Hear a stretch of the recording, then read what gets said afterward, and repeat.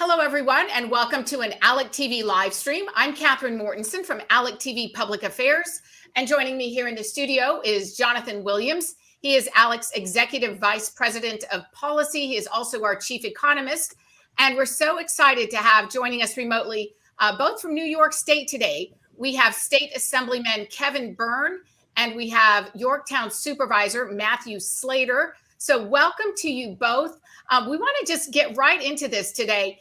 We saw a story about 3 weeks ago. Jonathan came across it, in which you mentioned ALEC's report on rich states, poor states. You cited some figures that Jonathan had produced about New York's economy and how it compares to the rest of the nation. And you used that in a news conference to push for a petition drive to bring more stringent spending cap to the state of New York. I think most Americans look at New York and we think, how did this state get to be so reckless and so out of control with its spending? And we're just thrilled that there are people like you in the state of New York fighting for the taxpayers. So thank you for being here. Thank you for what you're doing. And before we really get into some of the more wonky questions about New York's spending problem, can I just ask Assemblyman Byrne and Matt Slater, you can answer next. Well, any update on your petition drive? How is that going, and exactly what is the drive meant to do? How does it work? Well, I can let Matt talk specifically about the petition. The legislation in the state assembly that's carried by our assembly minority leader, Will Barclay. It's been a proposal for several years.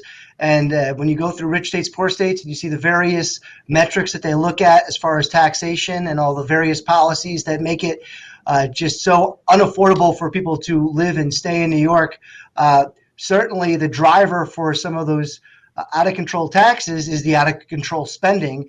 And while New York State passed a relatively soft tax cap on local governments, it does not have a hard spending cap on itself.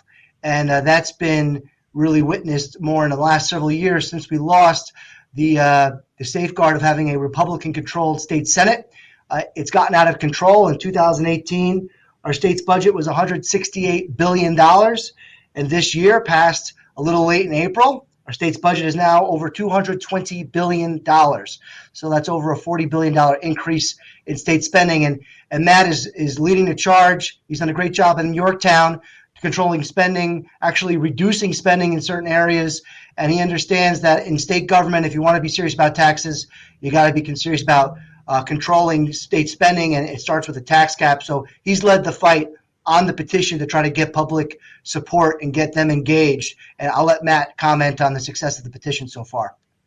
Thank you, Assemblyman. Yeah, I mean, the petition, well, let's go back for a second. If you look at all the statewide polling that we're seeing right now out of New York, the two issues that everyone is harping on is crime and affordability. And when you look at New York State and you talk about affordability, you can't help but look at the numbers. And as the Assemblyman pointed out, since 2018, the state budget's grown by $40 billion. I mean, that's just obscene. And a lot of that does have to do with the fact that it's a one-party rule system since the end of 2018. And so tax and spend has been the name of the game in New York State. And people are genuinely concerned about it. And they're finally realizing the fact that it doesn't lead to a more prosperous state, a more prosperous society. And people are genuinely concerned about the future affordability and their ability to be able to stay here in the state of New York. We all know that we lost congressional seats. We all know about the outward migration. Everyone for, a while was looking around trying to figure out why. Well, it's really not hard when you dig into the numbers and you see the increase in spending of $40 billion since 2018. And so we're trying to raise awareness to the general public, but also put pressure on the state legislature. As the Assemblyman said, there are bills in the legislature that could be brought to the floor tomorrow if they wanted to finally pass something and do something meaningful rather than just talk about it. And so we're trying to raise awareness. We're trying to also put the pressure on leaders of both houses of the legislature to allow for this to come to a vote. We've had several hundred people sign the petition. And it's gaining a lot of steam and momentum. So we think that we're onto something. We think people recognize the importance of it. And it's a genuine issue that a tangible solution that's attached to it that will actually solve a problem. Well, first of all, thank God that both of you are taking on this incredibly important issue. As Kat mentioned, New York, as you know well, Assemblyman, especially, I've known you a long time. New York is ranked 50th out of 50 for nearly every edition of Rich States, Poor States. There was a couple that you made it to 49th, but back at 50th again in this 2022 15th edition of Rich States, Poor States. And I think one of the points that you made earlier is so important it deserves repeating, and that is spending is taxation and taxation is spending at the state level. And so why we look at New York, for instance, some of the highest tax rates in the country, the most regulation, lots of big spending ideas. I mean, it almost reminds me of the famous line that President Reagan always used was the liberal economy can be summed up as this: if it moves, tax it; if it keeps moving, regulate it; if it stops moving, subsidize it. And I know you guys have been working hard to stop some of the cronyism there in the spending and other things. I just saw your governor's budget with some of the subsidies to certain professional sports teams that may or may not be connected to the governor's family, it sounds like. And so I'm really impressed and really happy to see that this policy solution, tackling this overspending, something we're seeing all across the country, but acutely in a state like New York, which is of course driving some of the inflation problems that we've seen as inflation is clearly a phenomenon of too much money out there chasing too few goods, as Milton Friedman said. So given all of that and the context of New York's lack of competitiveness, you mentioned the outmigration being driven by this tax and spend philosophy. I'll start with you, Assemblyman. Are voters waking up to this issue now as they're continuing to see the pain at the pump and continuing to see inflation across the board? I would say yes, in that it's now been a number of years since we've had a Republican state Senate in New York. We've also been kind of consumed by national politics. There's a new administration down in Washington, D.C., so they can no longer point to President Trump as an excuse to try and just distract people.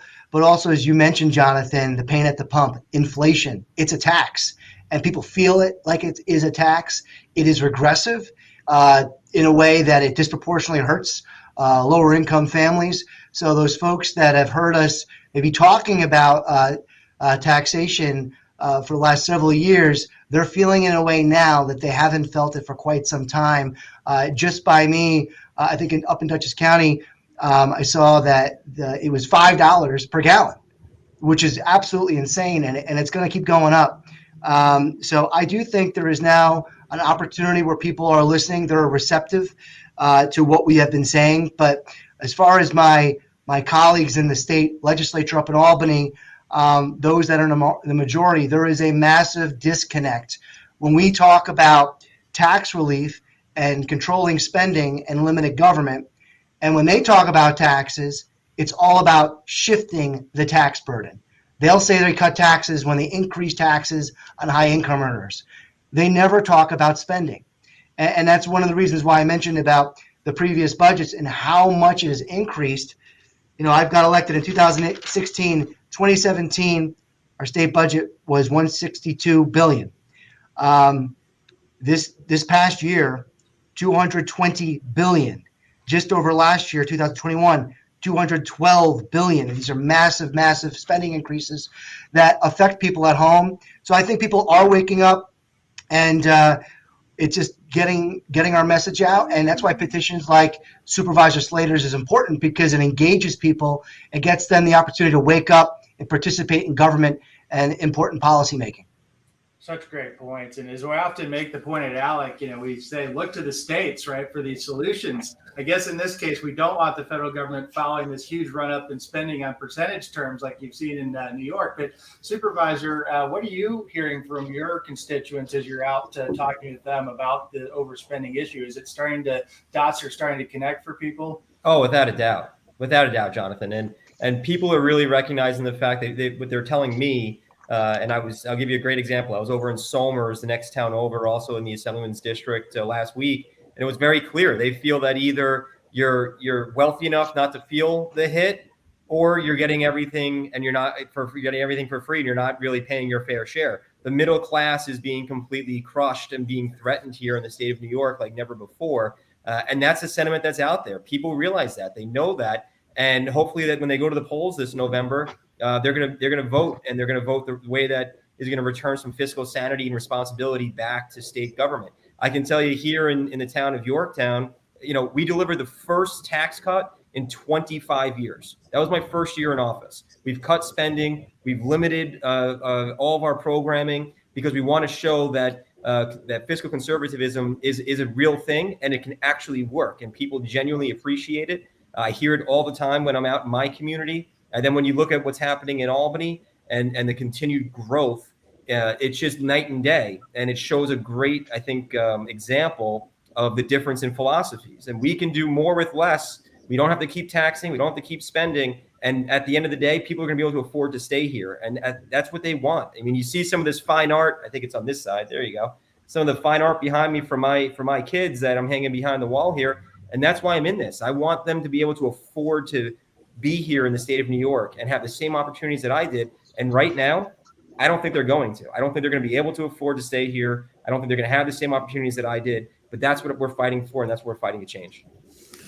Well, I want to just ask you, take a step back from all the numbers that we're talking about and the spending, and just ask each of you, how did you come by your conservative, limited government perspective?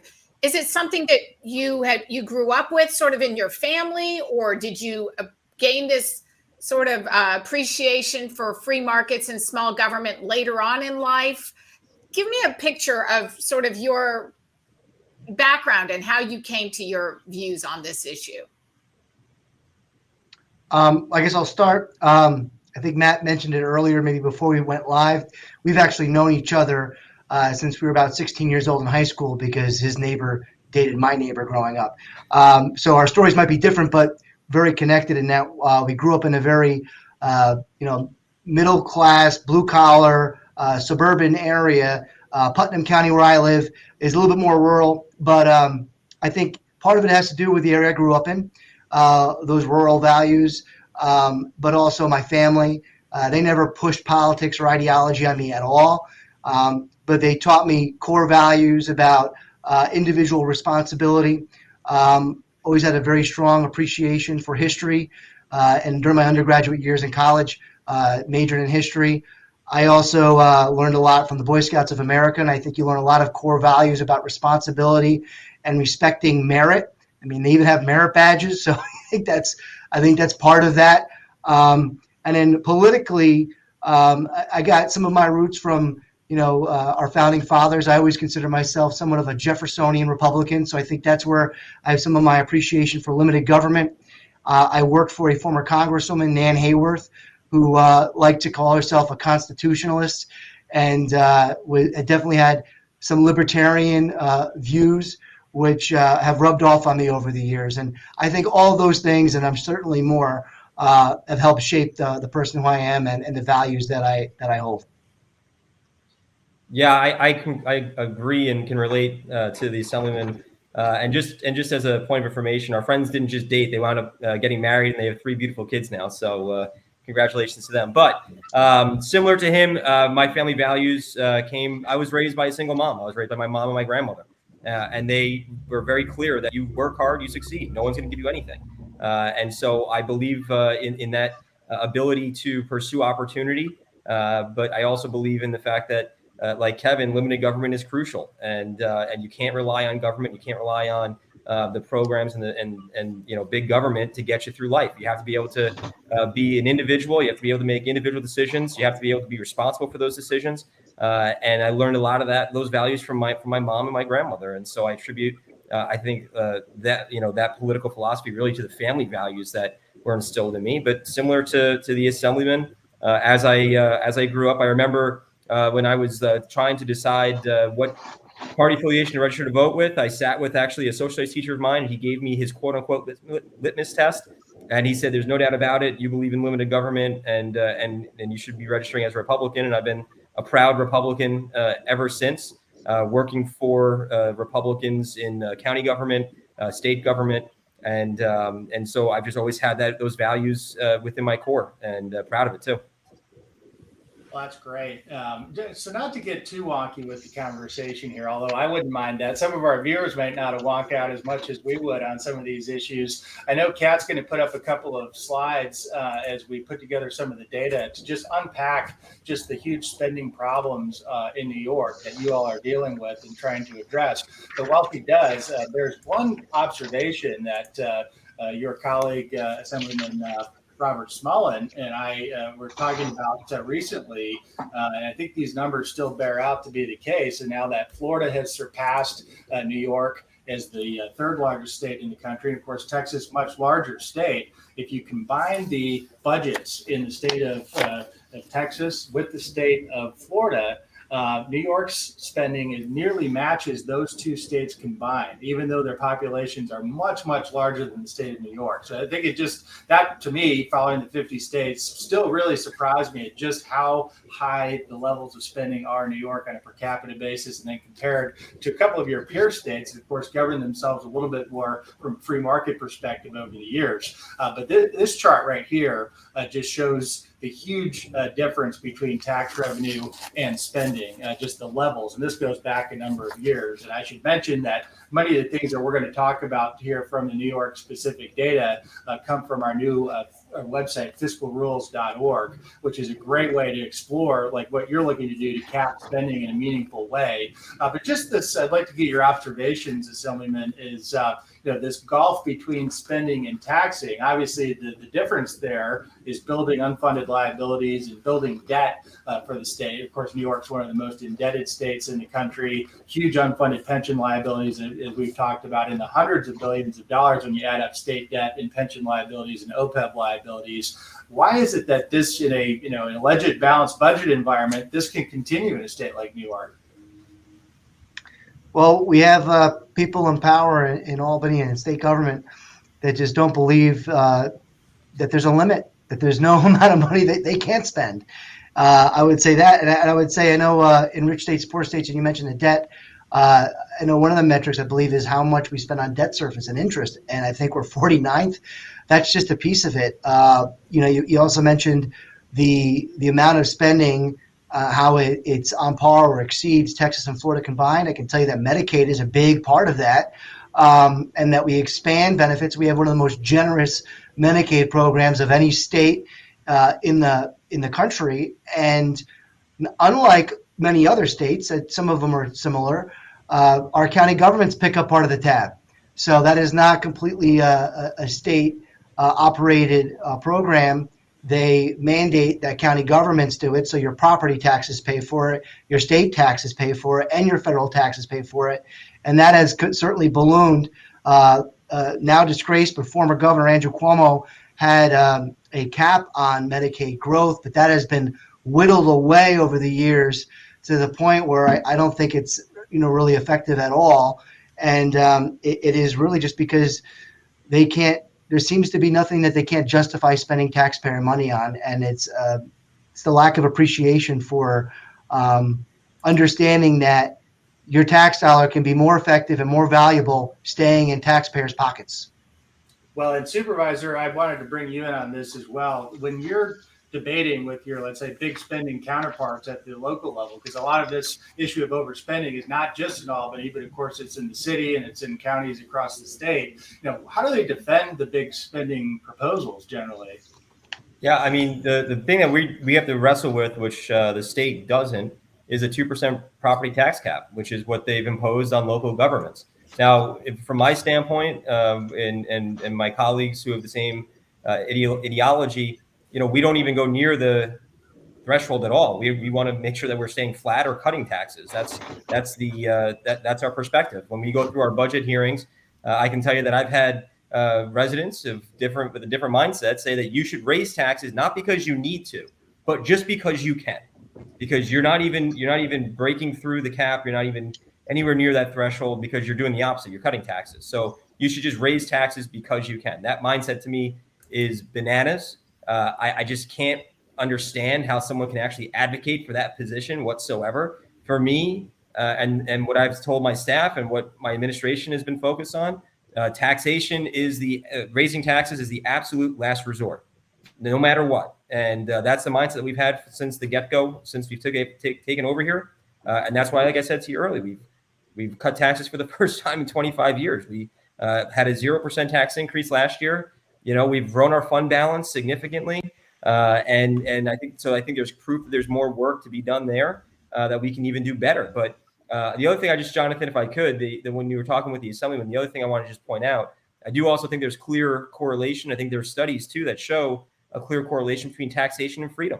The highest tax states have the lowest, ranked freedom as well. I mean, there's a clear correlation with what's going on here across the country in these high tax and spend states, and specifically here in New York. And so I look at those other states because I also, not only do I enjoy the fact that and look at the fact that they have lower tax and spend policies, but they have more individual freedom. And there's a clear correlation in that respect. This New York's adjusted tax revenues. What are we looking at here? That top blue line.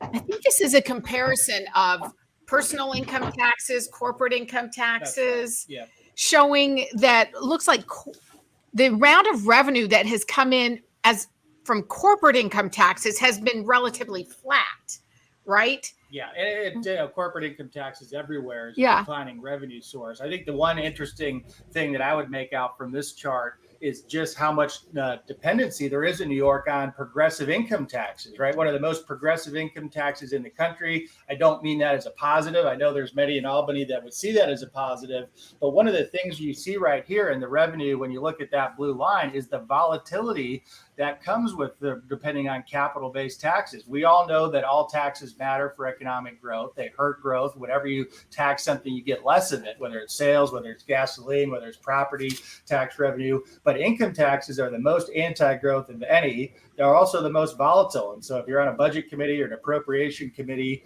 of a state across the country, this is an important lesson. The more you depend on progressive forms of taxation, the least stability you have in your revenue stream, and the most anti-growth impact you have on your economies. And I'm curious, from your perspective, Assemblyman and Supervisor, how has that played out in terms of just how unpredictable New York's revenue is over time? Well, I'd say our reliance on the income tax has only gotten worse in recent years.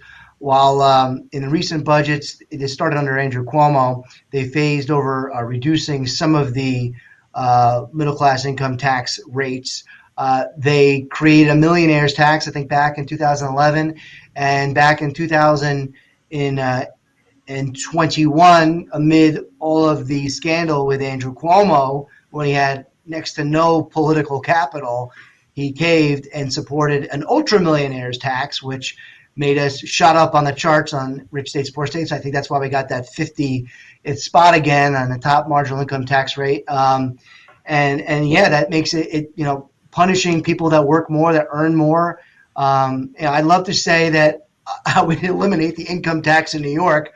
I don't think I could say that with a straight face, but a flatter tax that was fairer, that would just treat people the same and allow people to pay more proportionally, but not be punished disproportionately more so. I think that would be a tremendous help to people in New York. And we rely on the income tax far too much. And I think that could create financial hardship for the state in future years. Yeah, that picture, I'll put this up on the screen real quick. That top line, the blue line, is this income or personal income tax, your PIT. It's overwhelmingly what is funding everything happening in your state. So clearly, I'm imagining that the poor taxpayers of New York are very heavily burdened up there. And I feel very bad for them. Well, and also, I mean, I think it's important to note that the gap is growing between New York and other states. We've seen states across the country look to reduce income taxes dramatically over the last couple of years. In fact, one of the biggest situations that we see in nearly every state budget is the kind of the sloshing of so many dollars in each state capital right now, whether it's the natural revenue growth or all these federal funds that we've been talking about. And so I guess the silver lining of all this is the result is so many states are cutting taxes. In fact, we've talked talked about this at ALEC quite a bit in the last 2 months. The flat tax revolution, to Assemblyman Burr's point there, is we've seen 4 states in the last 8 weeks become flat tax states. In the rest of the history of the United States, since states started taxing income 110 years ago, we only saw 4 states go from these progressive income taxes to flat taxes. We've added 4 more. We've doubled that total in the last 8 weeks, because people know, and the legislators in these states know, to be more competitive, to create jobs, to bring more in-migration. Unfortunately, from places like New York with high tax rates, they need to become more competitive and at least cut those rates and become a fairer and a flatter system. One thing just to chime in again, Jonathan, because you asked about the volatility of the income tax. I believe our top 1%, they pay for over 40% of our state's operating budget. So if you had just a small fraction of that population, our highest income earners, leave the state, and this is probably the most mobile population in the world because they can move anywhere they want, it would be a tremendous negative impact to our state's budget and our finances. Well, I remember a story just anecdotally from a number of years ago that we wrote about in Rich States, Poor States. I think it was Tom Golisano, right, who's the founder of Paychecks company, a former candidate for governor, I think, in New York years ago, had left New York for tax purposes and gone to Florida. And New York actually saw an appreciable downturn in revenue, to your point, Assemblyman, because one individual, now a very wealthy individual, but one individual alone picked up and left and moved his tax residency. So what you're saying is absolutely correct. Well, I want to thank you both for just being so patient with us, our technical difficulties. We have actually not had any problems before this live stream, so I apologize for that. But thank you again for your patience, and mostly just thank you for fighting for the taxpayer in the state of New York. It's just so heartening to hear you sharing our message of fiscal restraint and limited government, and we wish you so much success there in New York. And I think, Supervisor Slater, you have an election coming up, and as well you do too, Assemblyman Byrne. It looks like you're going back to the local level government. You're looking for a seat back at the county, and then Slater, you're looking to move up to the assembly. Is that right? Correct. Kevin's going to be our next county executive in Putnam, and if all goes well, I'll be sitting right where Kevin is this time next year for the next time we do this. So that's the idea, so that I can represent the 94th Assembly District, which is Kevin's current seat. We'll do our best to build an American city and county exchange presence in New York. Okay, before we go, we did have some people chiming in, looks like on Facebook. Maybe Justin Hill is a friend of yours. Let's see. At what point will New York recognize the droves of residents? Yeah, I think right about now is when you're. Hopefully, Tax migration is a real thing. Lost over 1 million people in the last 10 years. Wow. Is the best pathway to secure a flatter, if not completely flat tax in a state like New York? What is the best pathway? Well, I think this discussion is the perfect discussion around that. Is the only way to do that is what these gentlemen are looking to do right now in the state of New York, and that is by limiting the growth of spending. That is the only way that New York or any other state can get to either elimination of an income tax or dramatically lower rates and flattening it out. It takes that discipline, something like Colorado, you know well, Kat, as a former resident, what they did with the Taxpayer Bill of Rights, what these gentlemen are looking to do in New York. That's the key to success. It's it's not rocket surgery, as Art Laffer likes to say. This is basic economics 101. It's good policy. Taxes equal spending. And then we have one more question. Would you say the environment under the new governor, Hochul, more or less friendly to responsible taxation? Now, that's a good question. I would say less at this point.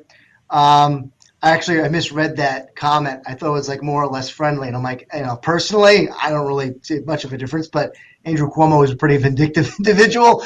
I think there's a reputation for that. But on fiscal policies, if you look at her predecessor, Andrew Cuomo, he still had a lot of bad policies and spending was growing. But like the tax cap on local governments was under Andrew Cuomo. The state's budget, while it was massive, it didn't jump $40 billion that quick. And Kathy Hochul was his top lieutenant, his lieutenant governor. And she's the one that is continuing a lot of these larger progressive policies. that includes a over-reliance on these progressive income taxes, like the ultra millionaires tax. Yeah. So I would say less. And I'll give you the last word, Supervisor Slater. Anything you want to add to the conversation before we close it out? Just thank you for inviting me on. I agree with Kevin regarding the governor. I think our first budget's been a disaster, and I think it's just proven it's the continued policies of what we've been grappling with, especially since 2018. So I think we do have a lot of work to do, but I think it's important for us and for New Yorkers to know that there are leaders who are trying to push back and trying to instill some common sense and balance and recognize that the current fiscal policies are just leading us down a hole that we don't want to be in. And my grandfather had a saying: if you want to get out of a hole, stop digging. And the best way for us to do that is to pass the spending cap and get our spending under control. I love it. All right. Thank you both so much. And again, we appreciate your time and your patience as we work through the technical difficulties. Good luck, and we will be in touch with you. And thanks, everyone. We'll see you next time on an ALEC TV live stream. Thank you all. Take care, guys.